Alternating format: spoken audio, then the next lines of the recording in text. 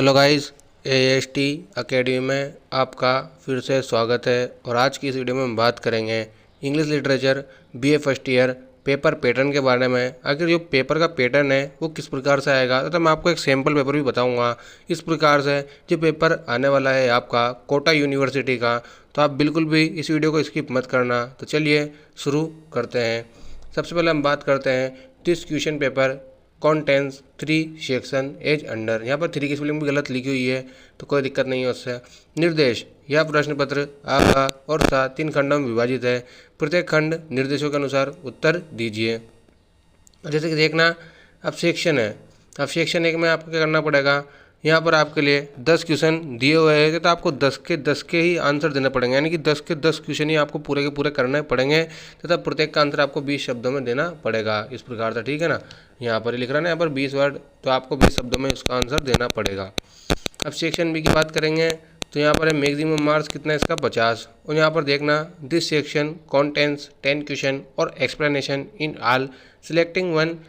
यानी कि आपको 10 क्वेश्चन दिए हुए हैं, तथा आपको उनमें से एक एक करके, यानी कि 10 क्वेश्चन दे रखे हैं, एक्सप्लेनेशन वाले भी है इन ऑल। अगर एक्सप्लेनेशन हुई तो question explanation for each unit, प्रत्येक यूनिट में से आएगी। आपको सिलेक्टिंग वन करना पड़ेगा, यानी कि प्रत्येक यूनिट में से आपको एक क्वेश्चन करना पड़ेगा।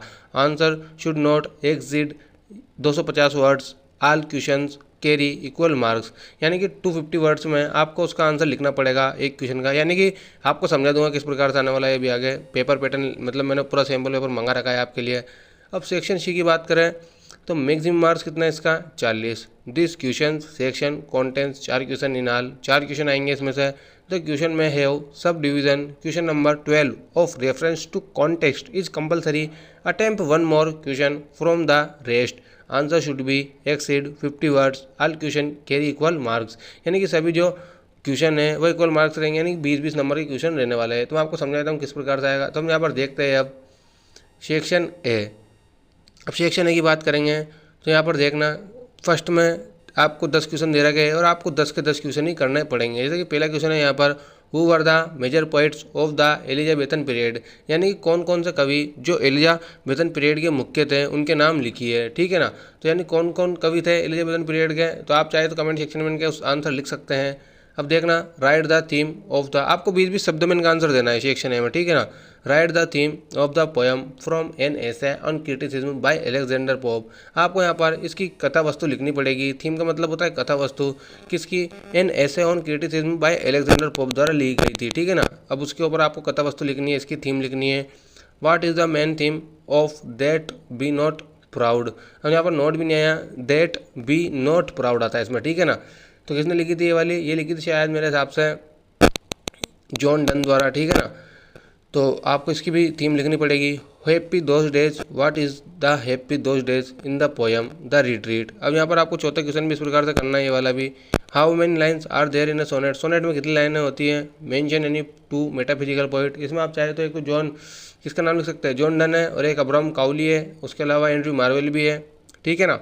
Name the volume of poem from which ice and fire has been taken, किस वॉल्यूम से ली गई थी, शायद मेरे हिसाब से ये एमोरेट्टी से ली गई थी, ठीक है ना।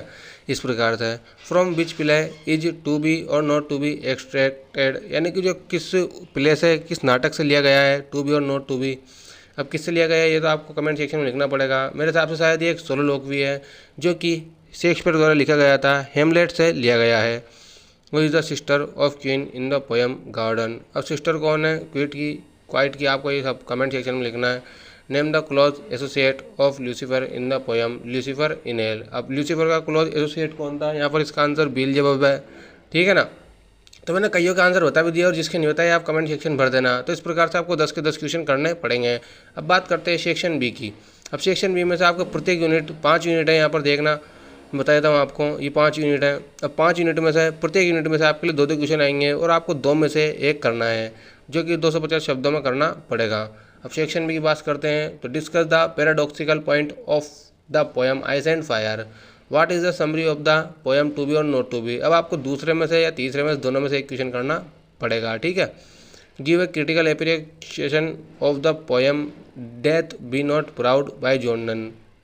Nature is the best port yard portrayed in the poem thoughts in a garden explain with few example. अब इस प्रकार से आपको एग्जाम्पल के साथ इसका आंसर लिखना पड़ेगा। तो यानी कि कितने शब्दों में लिखना है आपको, 250 शब्दों में, और प्रत्येक का नंबर होने वाले 10-10, यानी कि 10 नंबर इसके, 10 नंबर इसके, अगर आपने पूरा सही लिखे, ठीक है ना, और 10 नंबर इसके, इस प्रकार से, ठीक है। अब यूनिट थर्ड में बात करें तो when the assault was intended is a sonnet how, किस प्रकार से सोनेट बताई गई है ये आपको इनके बारे में लिखना है। Right a brief critical note on the theme of Dryden's poem Alexander feast. अब इसके अलावा यूनिट फोर्थ में से आया है आपके dry character sketch of Rosalind as you like it is a comedy explain it. इन दोनों में से भी आपको एक करना पड़ेगा। अब यूनिट 5 की बात करें तो which age period era is called golden age and why, ठीक है। अब 11वें क्वेश्चन की बात करें तो आपको इनमें से कोई भी एक शॉर्ट नोट लिखना पड़ेगा, यानी दो पर इन तीनों में से। जैसे कि आपको अगर कॉमेडी पे याद हो कॉमेडी भी लिख सकते हैं, मेटाफिजिकल पोएट्री पे याद हो तो मेटाफिजिकल पोएट्री भी लिख सकते हैं, और रेनियंस पे याद हो तो रेनियंस पे भी आप लिख सकते हैं, यानी दो पे लिखना पड़ेगा, ठीक है। अब बात करते हैं यहाँ पर सेक्शन सी की, और कई सारे बच्चे हैं इंग्लिश लिटरेचर के BA फर्स्ट ईयर के, वो इसमें ही कन्फ्यूज होते हैं कि सेक्शन सी में से किस प्रकार का क्वेश्चन उठने वाला है। उसमें बता रखा होगा आगे, लेकिन आपको समझ में नहीं आएगा। तो इस प्रकार से आपके लिए यहाँ पर 12वां क्वेश्चन आएगा, फिर उसके अलावा यहाँ पर आएंगे हमारे 13, 14 और 15, ठीक है।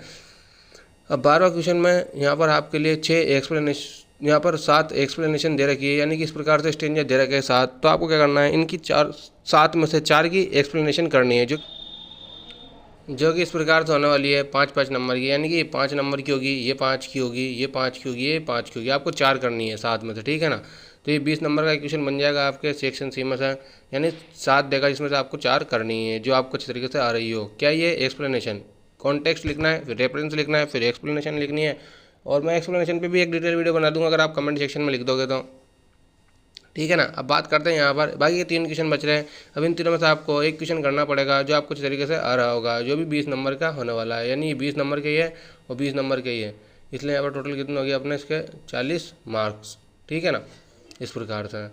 तो बस यहाँ पर पेपर पैटर्न इस प्रकार से होने वाला था। तो आपको वीडियो कैसी लगी कमेंट सेक्शन में लिखकर बताएं, and thanks for watching, subscribe for more videos.